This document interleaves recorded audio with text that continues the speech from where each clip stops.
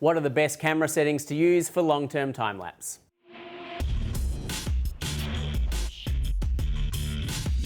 There are two guiding principles when setting your camera up for long-term time-lapse. Shoot in aperture priority and lock everything else down to manual. With long-term time-lapse, your lighting conditions are going to change dramatically. Hour to hour, day to day, week to week, month to month, across the different seasons, you're going to experience the full range of light.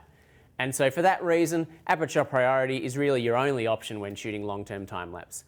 But other than aperture priority, everything else you want to lock down to manual to keep things as consistent as possible across the life of the project.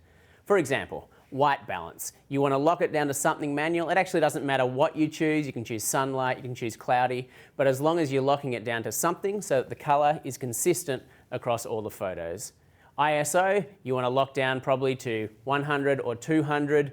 Don't leave it on auto. If you leave it on auto, then when there's low light, your camera is going to choose to shoot at high ISO rather than a lower ISO with a longer shutter speed. And so you might end up with noise in those low light photos, and then those photos are unusable. You want to adjust your exposure compensation for the scene that you're shooting, and to make sure you get the most detail in the area of your photo where the action's going to happen. It's really important that you set your focus to manual on both the lens and the camera if there's those two options. Double check it, triple check it, because autofocus is really going to mess up your project. Firstly, you may get changes in focal length between photos, and secondly, because the intervalometer may not hold the trigger button down long enough, you may actually miss photos. It only holds the trigger button down long enough to do a bit of focus hunting, but then doesn't take the photo. So check, double check, triple check that all your focusing is locked down to manual. Then, depending on your camera, go through the menu and turn off any other automatic image processing things, such as low light noise reduction.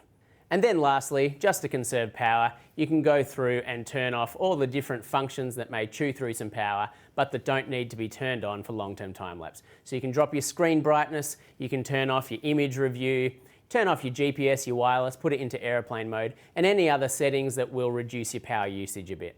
And then most importantly, you need to make sure those settings are saved. And the way you do that on a DSLR is just to turn the camera off and then back on again. And that process of shutting down and powering back on will save those settings so that each time the long-term time-lapse system turns the camera on and off, those settings will remain there. So in summary, what you need to remember is those two principles that I mentioned at the top. Shoot in aperture priority, lock everything else down to manual. And to save the settings, turn the camera off and back on again to make sure that the camera keeps those settings. In terms of what aperture to shoot at, that obviously depends on the scene you're shooting. But generally, long-term time-lapse cameras are positioned pretty close to the construction site, and the construction site is reasonably deep. And so generally, a narrow aperture works best. Lenses are often sharpest around f8, and that generally works okay. If you go much narrower than f8, say f11, if you go all the way to f16, you run the risk of picking up dust spots that may form on the window.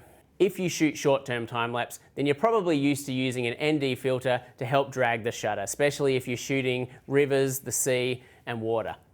Sometimes people think there's a lot of movement on construction sites, cars are moving, machines are moving, people are moving, and so shutter drag will be helpful.